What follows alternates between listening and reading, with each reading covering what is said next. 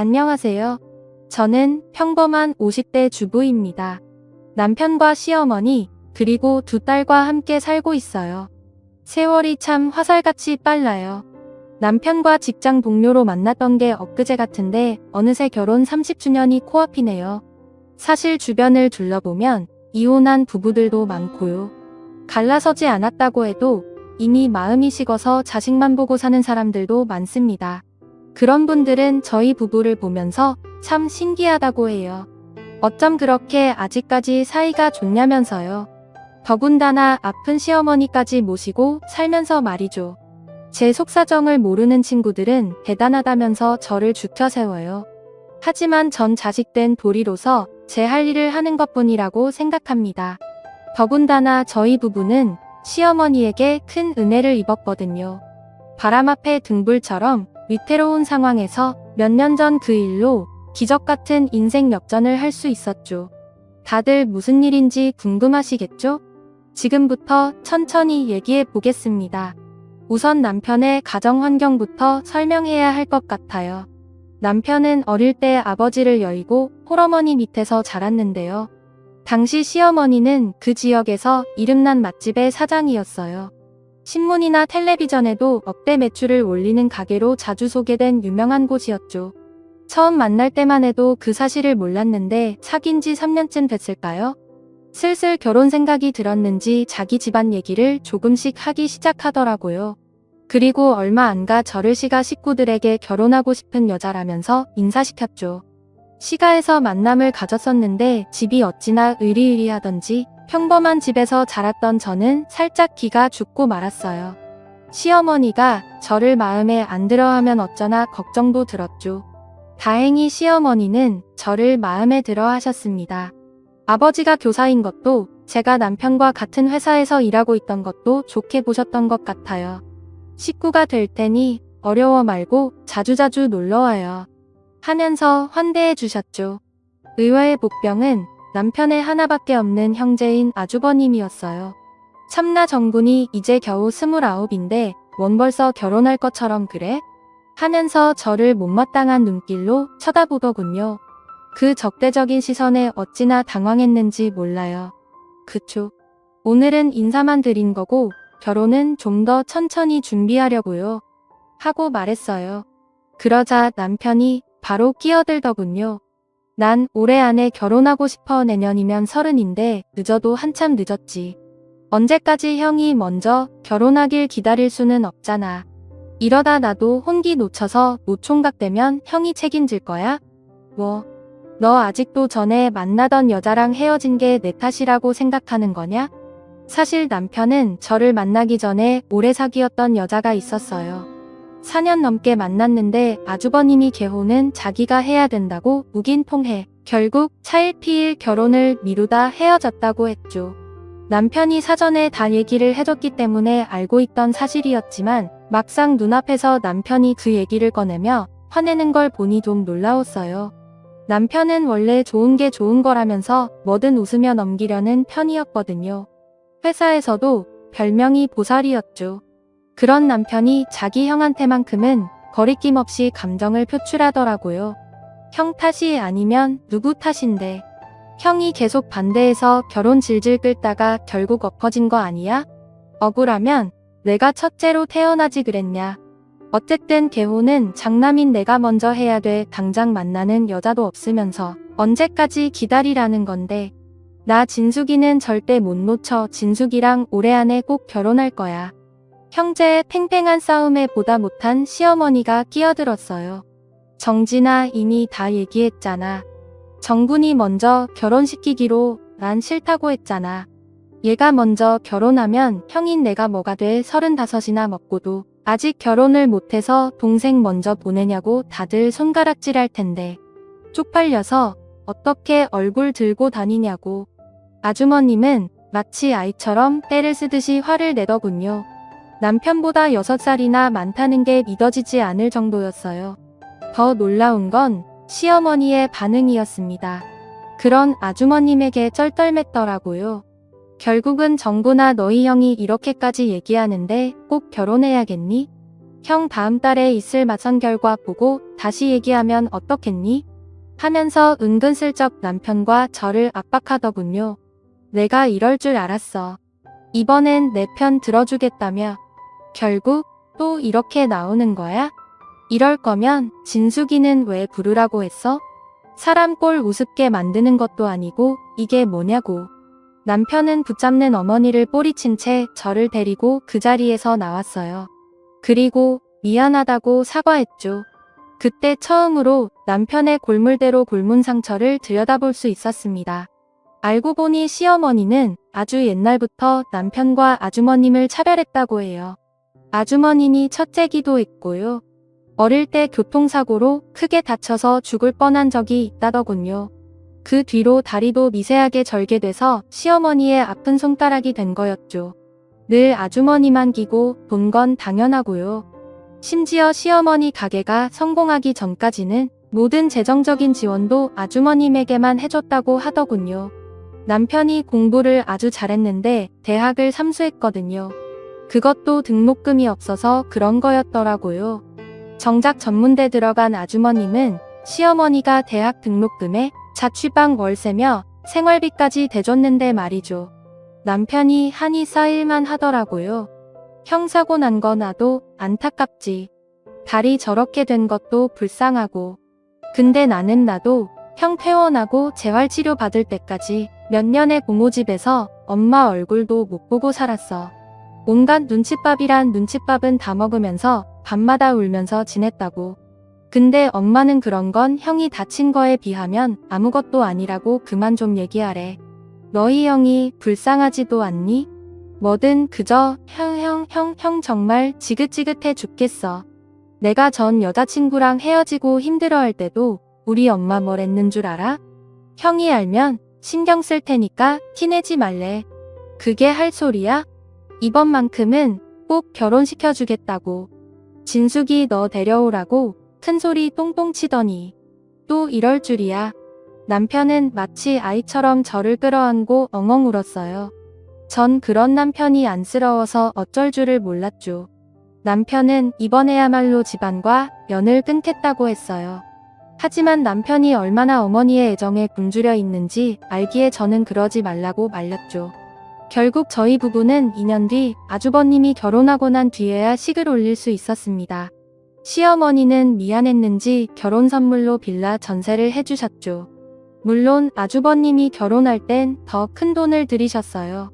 사실 아주버님은 변변한 직장도 없이 놀다가 시어머니 가게를 물려받겠답시고 경영 수업을 받고 있었는데요. 거기서 일하던 20살짜리 여자 아르바이트생과 눈이 맞아 임신을 시켜버렸죠. 당연히 그 집에서는 난리가 났습니다.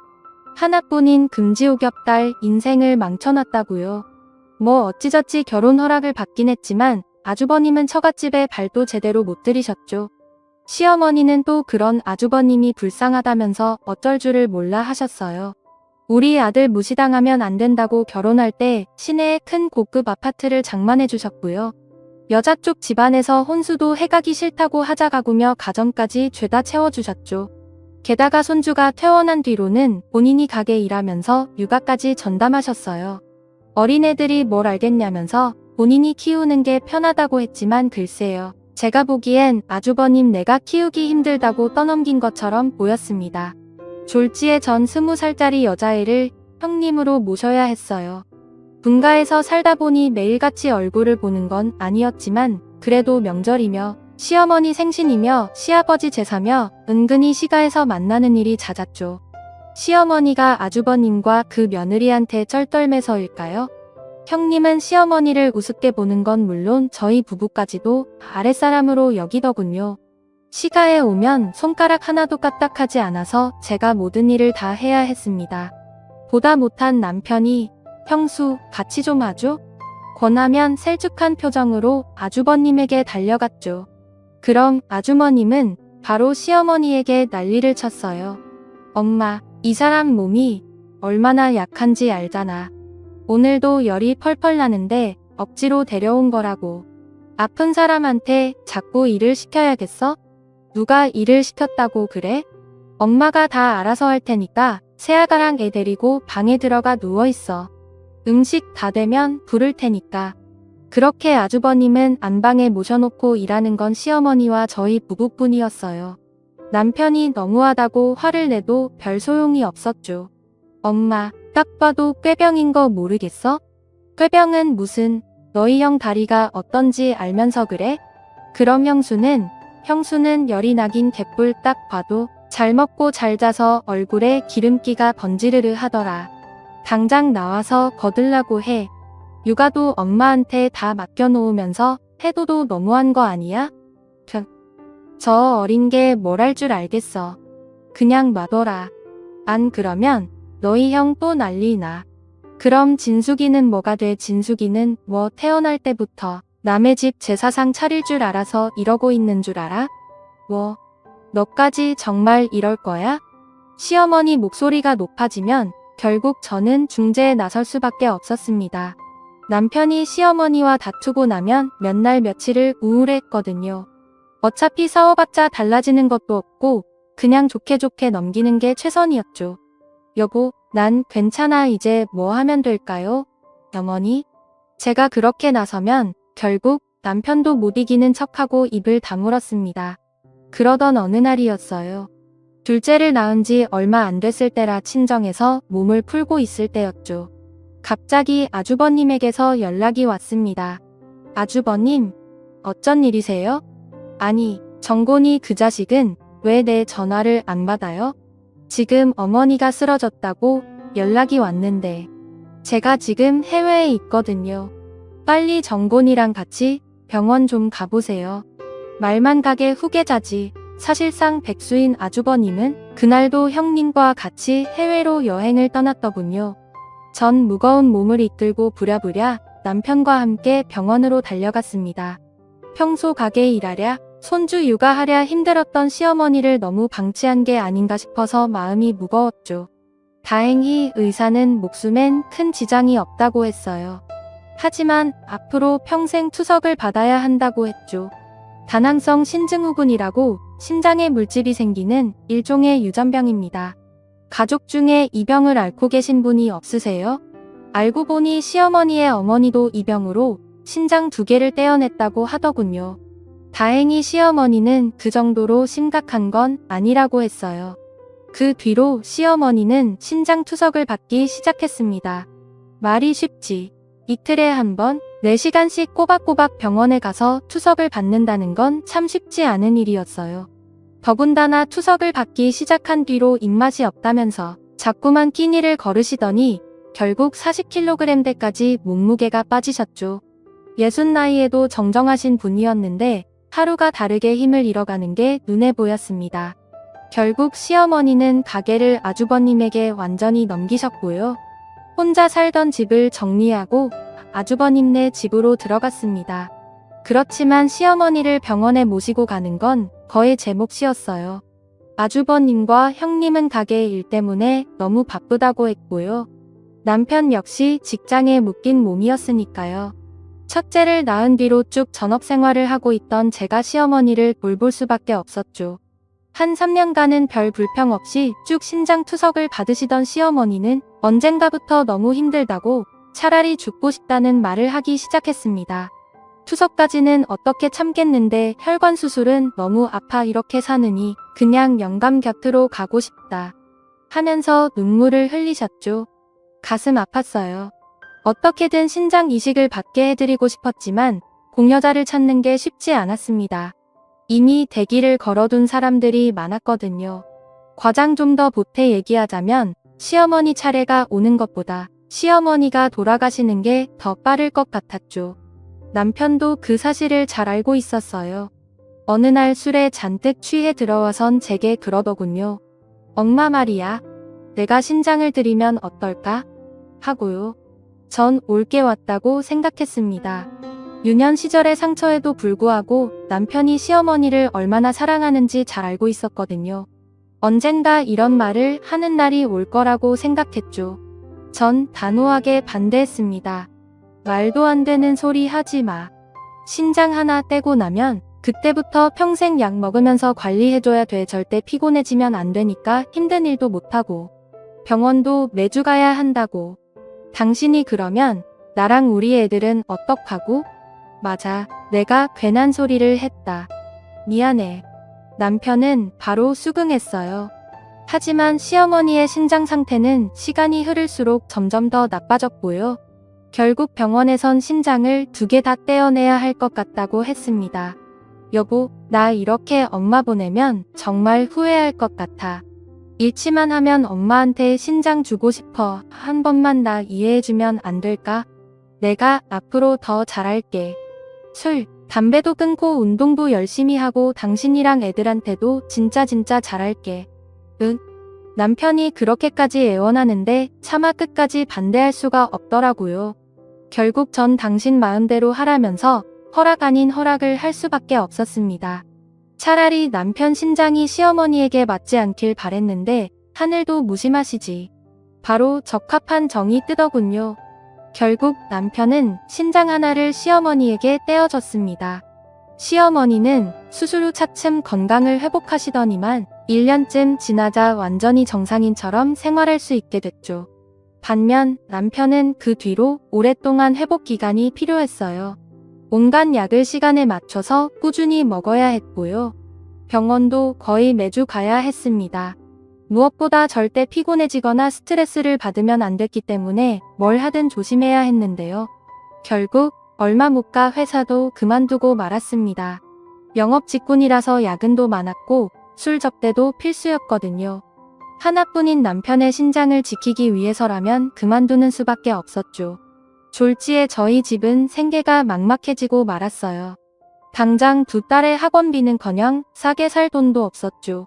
전 시어머니가 그래도 뭐든 조금이라도 저희를 챙겨주실 줄 알았어요. 속물이라고 하면 할 말 없지만 그동안 아주버님 내가 지원받은 것에 비하면 저희는 받은 게 아무것도 없었으니까요. 하지만 시어머니는 고맙다 한마디만 하고는 입을 싹 씻으시더군요. 참 염치가 없어도 이렇게 없을까 싶었습니다. 결국 전 남편 몰래 시어머니에게 따로 연락을 드렸어요. 어머니 그이가 얘기하지 말라고 했지만 사실 그이 얼마 전에 회사 그만뒀어요. 뭐? 회사를 관둬? 수술한 뒤로 몸이 예전 같지 않아서요. 아무래도 좀 덜 힘든 일을 알아봐야 할 것 같아요. 아이고 내가 죄인이다 내가 죄인이야. 정곤이 신장을 받는 게 아니었는데. 그런 말씀 마세요. 제가 전화드린 건 그저 그이 직장 새로 구할 때까지만이라도 어머니가 도움 좀 주실 수 없을까요? 제가 뭘 하고 싶어도 아직 둘째가 어려서. 그래, 오늘 당장 네 통장으로 돈 좀 넣어 주마. 내 진작 먼저 챙겨줬어야 하는데 미안하다. 시어머니는 통화가 끝나자마자 바로 통장에 돈 100만 원을 넣어주셨어요. 그리고 앞으로 매달 보내주겠다고 하셨죠. 남편 내세워 돈을 구걸할 기분이라서 부끄러웠지만 그래도 참 감사했습니다. 뒤늦게 이 사실을 알게 된 남편이 한 소리 하긴 했지만 본인도 당장 뾰족한 수가 없으니 더는 아무 말도 하지 않았죠. 하지만 시어머니의 지원은 얼마 가지 못했어요. 이 사실을 알게 된 아주버님이 직접 집으로 쳐들어와 난리를 치셨거든요. 요즘 가게가 예전 같지 않아서 직원들 월급 주면 적자야 적자. 가게를 내놓은 일 많이 하고 있는데 둘째 넌 어머니한테 돈이나 타 쓰고 싶냐? 그 돈이 다 누구 주머니에서 나가는 건데? 갑작스러운 형의 등장에 어리둥절했던 것도 잠시 남편도 곧 대거리를 하기 시작했어요. 설마 그 돈이 다 형 주머니에서 나간다고 하고 싶은 거야?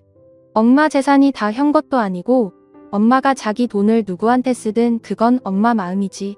그래서 젊은 놈이 팽팽 놀면서 엄마가 주는 돈이나 받아먹겠다고? 난 어떻게든 가게 살리려고 죽을 똥 살 똥 노력하고 있는데 보다 못한 죄가 그 사이로 끼어들었어요. 아주버님 저희 요즘 형편이 너무 어려워서 그래요.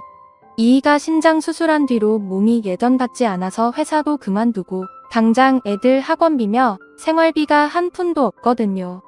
이이가 다시 취업할 때까지만 그때까지만 봐주세요. 돈 생기면 바로 갚을게요. 하지만 제 애원에도 아주버님은 꿈쩍도 하지 않았습니다. 사정은 안타깝지만 요즘 저희 형편도 좋지가 못해요. 가게가 넘어가니 많이 하고 있다고요. 그런 형의 태도에 남편은 기가 막힌 것 같았어요. 기어이 또 한마디를 하더군요. 가게 망하는 것도 형이 다 형편없이 이래서 그런 거잖아. 진작 엄마가 계속 가게 잡고 있었어 봐. 가게가 이렇게 망하나. 뭐, 너 말다 했어? 이게 보자 하니까 진짜 형한테 아주 끝간 줄 모르고 텀벼급기야. 아주버님은 남편에게 주먹을 휘둘렀어요. 신장 이식한 뒤로 부쩍 쇠약해진 남편은 제대로 된 반격도 못하고 맞기만 했죠. 결국 저는 경찰을 부를 수밖에 없었습니다. 집에 있던 시어머니와 형님까지 놀라서 경찰서로 달려왔죠. 아주버님은 시어머니를 보자마자 없는 소리를 내면서 아픈 척을 하더군요. 참 꼴보기 싫었습니다. 전 그래도 시어머니가 저희 편을 들어주실 줄 알았어요. 하지만 여전히 시어머니의 아픈 손가락은 아주버님이었습니다. 아무리 그래도 그렇지 어떻게 동생이 형한테 주먹을 휘둘러. 정진이의 다리도 불편한 애를 아휴. 이 얼굴에 멍든 것 좀 봐. 동생인 내가 참았어야지. 남편도 설마 시어머니가 그렇게 나올 줄은 몰랐던가 봐요. 상처받은 얼굴로 아무 말도 못하더군요. 보다 못한 제가 어머니, 이 얼굴은 보이지도 않으세요? 아주버님보다 훨씬 많이 다쳤잖아요. 그리고 먼저 주먹을 휘두른 건 아주버님이세요. 그럼 이인은 동생이니까 그냥 맞고만 있으란 말씀이신가요? 하고 화를 냈죠. 그러자 시어머니는 기가 막히다는 듯 저를 노려봤습니다. 아니 얘가 어디서 시애미한테 말대꾸야? 그럼 형이 때리니까 같이 때린 게 잘한 짓이니? 하도 우는 소리 하길래 타다리 돈 보내줬더니만 고마운 줄도 모르고 당분간 연락하지 말거라. 아니 어머니 잠시만요. 시어머니는 제 말을 듣지도 않고 아주버님과 형님을 데리고 떠나버렸어요. 참 황망한 심정이었습니다. 그 뒤로 시어머니는 저희 부부의 연락을 받지도 않으셨어요. 아주버님은 그런 시어머니를 등에 업고 더욱더 집안을 마음대로 주무르기 시작했죠. 망해가던 시어머니 가게도 한마디 상의도 없이 싹 다 정리해버렸고요. 갑자기 중고차 사업을 하겠다면서 회사를 차렸습니다. 시어머니는 거기에 대해서 전폭적인 지원을 아끼지 않으셨죠. 모든 사업 자금을 다 대주셨고요. 사업하려면 기동성이 중요하다는 아주버님의 말에 억소리 날 만큼 비싼 외제차도 한 대 뽑아주셨죠. 정말 기가 막혔어요. 저희 집은 당장 내일 먹을 쌀도 없어서 쩔쩔매고 있는데 말이에요. 정말 너무 서운하더군요. 하지만 전 남편 앞에서 그런 감정을 일절 내색하지 않았어요. 그런 시어머니의 행태에 누구보다 상처받은 건 제가 아니라 남편이었을 테니까요. 묵묵하게 새 직장을 알아보던 남편은 결국 어느 날 제게 그러더군요. 몸 때문에 아무래도 제 취업은 힘들 것 같고 창업을 해야 할 것 같아. 갑자기 무슨 창업? 뭐 생각해둔 게 있어? 나 아는 형이 독서실을 몇 개 운영 중인데 이게 생각보다 돈이 쏠쏠하다고 하더라고. 공간만 대여해주는 거라서 별로 힘쓸 것도 없다 하고. 내가 요 몇 달 이근방 시장조사 많이 했는데 한번 해볼만 한 것 같아. 남편이 얼마나 신중한 성격인지 잘 알고 있던 저는 군말 없이 그런 남편의 뜻을 따랐어요. 없는 살림의 빚을 내서 동네에 자그마한 독서실을 하나 차렸죠. 처음엔 장사가 잘 됐어요. 남편 말처럼 청소 외에는 그다지 관리할 것도 없었고요.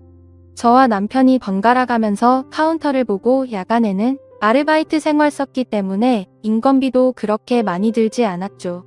하지만 어디서 장사가 잘 된다는 소문이 났던 걸까요?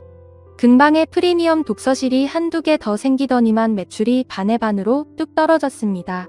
처음엔 가격 경쟁으로 어떻게든 우위를 점해보려고 했지만 소용이 없었어요. 어쨌든 손해를 보면서까지 장사를 할 수는 없었으니까요. 결국 남편과 저는 독서실을 정리했습니다. 3년간 그렇게 열심히 일했는데 남은 건 7천만 원의 빚과 시어머니가 해주신 전셋집 하나뿐이더군요. 시어머니와 아주버님네는 이런 사정을 아는지 모르는지 경찰서까지 갔던 날 이후로 전화 한 통 없더니만 갑자기 시아버지 제삿날이 다가오자 저를 찾기 시작하더군요. 와서 도와라 이거였죠. 화가 났지만 남편을 위해서라도 시가와 더는 척을 주고 싶지 않았어요. 며느리 된 도리는 다 해야겠다는 생각이 들었죠. 그래서 전 전날부터 아주버님네로 가서 음식을 만드는 걸 거들었습니다. 늘 그렇듯 형님과 아주버님은 얌체처럼 음식만 집어먹을 뿐 손 하나 까딱 안 터군요. 그것까진 참을 수 있었어요. 그런데 시어머니가 자꾸만 제 남편을 부려먹는 건 도저히 참을 수가 없더라고요. 남편은 신장을 뗀 이후로 힘쓰는 일을 잘 못해요. 근데 자기 엄마가 시키니까 아무 말 못하고 끙끙대며 몸을 움직이는데 그 옆에 소파와 한 몸이 돼 누워있는 아주버님과 비교돼 차마 못 보겠더라고요. 결국 전 폭발하고 말았습니다. 어머니 정말 해도 너무하신 거 아니에요? 이 신장한 쪽 어머니한테 떼어준 뒤로 몸이 성치 못해요. 아주버님을 시키셔야지 그걸 계속 이희한테 시키시면 어떡해요? 갑작스러운 제 분노에 시어머니는 당황하신 것도 잠시 이내 기가 막히다는 듯 헛웃음을 치시더군요. 아이고 그놈의 신장 얘기 왜 안 하나 했다. 남들은 신장 하나 떼주고도 잘만 살더니만 도대체 넌 네가 떼준 것도 아니면서 뭘 그렇게 유세를 부리니? 유세요? 이게 유세 부리는 걸로 보이세요? 그럼 유세 부리는 게 아니면 뭐야? 내가 내 아들 좀 부려먹겠다는데 네가 뭔데 그렇게 눈에 상심지를 켜고 대들아. 정말 너무하세요, 어머니. 너무 서러운 마음에 눈물까지 나더라고요. 시어머니가 뭐라고 한마디 더 하려는 찰나 남편이 그런 죄의 손을 잡고 일어섰습니다. 내가 그동안 너무 바보처럼 살았던 것 같다. 엄마 사랑 좀 받아보겠다고 아둥바둥 엄마가 나한테 막대하는 건 괜찮아 그런데 이 사람한테까지 이렇게 하면 안 되지. 난 앞으로 엄마 없고 형도 없어. 다신 연락하지 마. 남편은 그대로 저와 아이들을 데리고 밖으로 나왔어요. 그리고 운전석에서 저를 끌어안고 말했습니다. 미안해 여보. 내가 너무 바보 같아서 당신만 고생시키고 우리 앞으로는 어머니랑 연 끊고 살자. 그게 좋을 것 같아. 전 그런 남편의 뜻을 존중했어요. 오히려 속으로는 잘됐다 싶었죠. 그 뒤로 저희 부부는 더욱 바쁘게 살았어요. 남편은 아는 선배의 도움으로 작은 회사 사무직을 구했고요. 전 아이들을 키우는 틈틈이 마트 캐셔 일을 해서 빚을 갚았죠. 그렇게 몇 년이 흘렀을까요? 정말 오랜만에 아주버님에게서 연락이 왔습니다. 형이 갑자기 웬일이야? 독한 놈 어쩜 그 뒤로 연락 한 통이 없냐? 그 말하려고 전화한 거야? 그건 아니고 좀 공평하게 해야겠다 싶어서 말이야. 갑자기 공평이라니 무슨 헛소리인가 싶었는데 아주버님은 아주 기가 막힌 말을 했습니다. 이제 그만. 그동안 쭉 어머니를 내가 모셨잖아. 근데 요즘 사업이 힘들어서 계속 모시기가 힘들어. 이제 그만 둘째 내가 모셔가는 게 맞지 않겠어? 뭐? 갑자기 그게 무슨 말이야. 어머니 가게 몇 집이며 형이 다 물려받았는데 당연히 형이 모시고 살아야지. 난 엄마랑 연 끊었다고. 하지만 아주버님은 막무가내였어요. 다음날 바로 KTX 열차에 덜렁 시어머니만 태워서 보냈더군요. 오랜만에 시어머니를 본 저는 깜짝 놀라고 말았습니다. 그 정정하던 분이 허리도 굽고 피골이 상접한 게 제대로 씻지도 못했는지 거짓골이 따로 없더군요. 큰애가 요즘 좀 많이 힘들어서 내가 먼저 가겠다고 했다. 그동안 아주버님 내에서 어떤 취급을 받았는지 훤히 보였어요. 저희 부부 눈치만 계속 보면서 어쩔 줄을 몰라 했죠. 노인네가 그러고 있는 걸 보고 있자니 기분이 좋지만은 않더라고요. 며느리인 제가 이럴 정도였으니 친아들인 남편 속은 오죽했겠어요.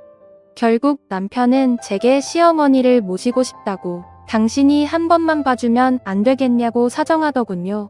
빈털터리가 된 시어머니를 이제 와서 우리에게 모시라니. 아주버님의 더러운 입속에 화가 났지만 별 도리가 없었습니다. 알고 보니 시어머니는 대부분의 재산을 이미 아주버님에게 넘겨준 뒤였어요. 아주버님은 그 돈으로 보란듯이 더 큰 집으로 이사를 가서 새 사업을 시작했습니다. 무슨 유산균 음료 사업이었던 것 같은데 지금은 기억도 잘 나지 않습니다. 1년도 안 돼 쫄딱 망해버렸거든요. 크게 버렸던 사업인지라 타격이 컸던가 봐요. 친척에게 건너 듣기로는 시어머니의 재산 대부분을 빚 갚는 데 털어넣었다고 하더군요.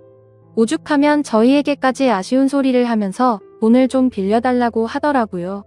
그쯤 저희 부부는 열심히 일한 덕분에 빚을 거의 다 청산한 상태였어요. 하지만 아주버님 네를 도와줄 여력은 없었죠.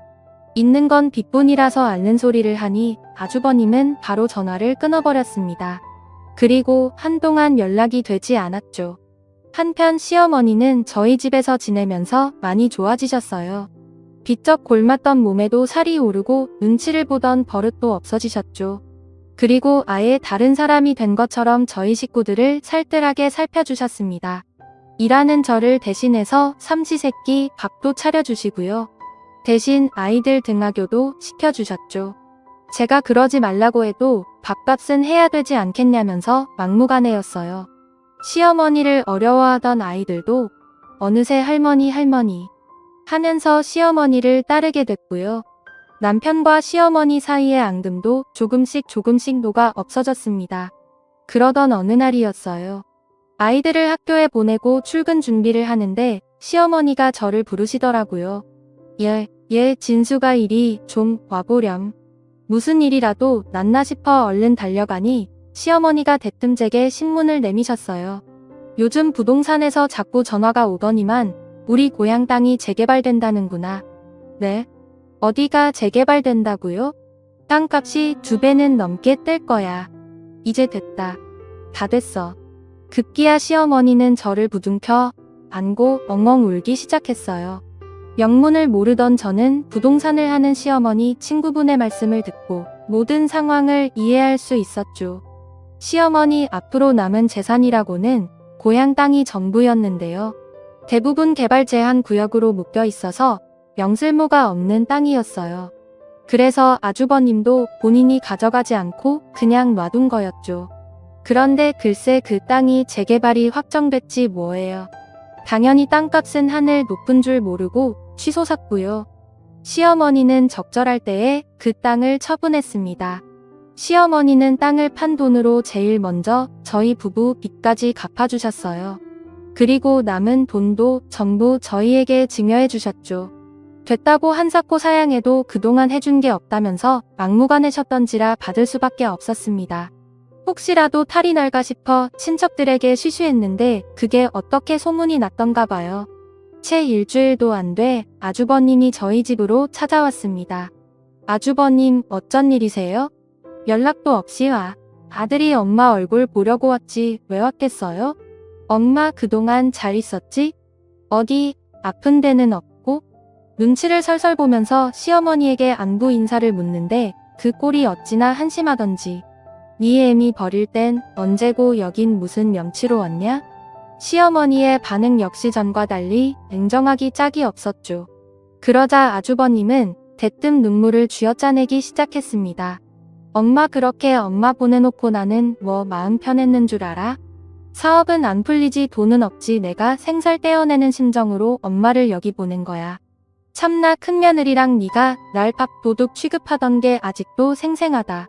밥 도둑 취급이라니 무슨 말을 그렇게 해. 내가 다 잘못했어. 그러니까 이제 그만 집으로 가자. 응, 다짜고짜 시어머니에게 그렇게 얘기하는데 참 기가 막히더라고요.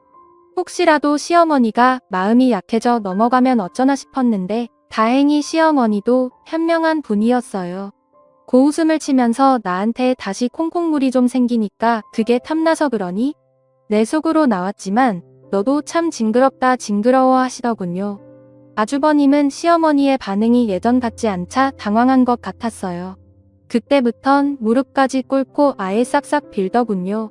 내가 잘못했어요? 엄마. 나 엄마가 애지중지하던 큰아들이잖아. 이 집에 기둥내가 엄마를 다시 모셔야지. 그럼 누가 모시겠어. 그러지 말고 나랑 같이 가자. 내가 잘할게. 일 없다. 아주버님의 눈물 섞인 애원에도 시어머니는 완강했어요. 그러자 아주버님은 옆에 서 있던 저를 닥달하기 시작했습니다. 뭐예요 재수씨 얼른 엄마 짐 싸줘요. 그리고 엄마 그 땅 판 돈 그건 어딨어요? 설마 다 쓴 건 아니죠? 네. 참 부끄러움을 모르는 사람이더군요. 결국 시어머니는 벌떡 일어나서 노성을 지르기 시작했어요. 그만하고 가래도. 내 속셈이 너무 훤히 보여서 내가 며느리 보기 부끄럽다. 얼굴을 틀 수가 없어. 내가 사람이면 감히 그 돈을 탐낼 수 있니? 그건 전부 둘째 내 몫이야. 그동안 내가 평생 피땀을 여본 돈, 집, 가게 전부 내가 가져갔는데 당연한 거 아니니? 어쩜 사람 탈을 쓰고 이럴 수가 있어. 애 밑은 꼴 쪽쪽 빨아먹다가 더는 등 처먹을 게 없으니까 버려놓고 이제 와서 이러는 게 부끄럽지도 않니? 시어머니의 대쪽 같은 야단에 아주버님은 우물쭈물 아무 말도 하지 못했어요. 급기야 시어머니는 당장 나가라면서 물건을 집어던지기 시작했고요. 결국 아주버님은 그대로 별다른 말 한마디 못하고 쫓겨났습니다. 그 뒤로 아주버님의 인생은 나락으로 떨어졌어요.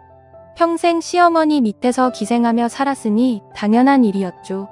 아주버님은 돈 무서운 줄 모르고 사업 망하는 걸 막겠답시고 사채를 썼고요.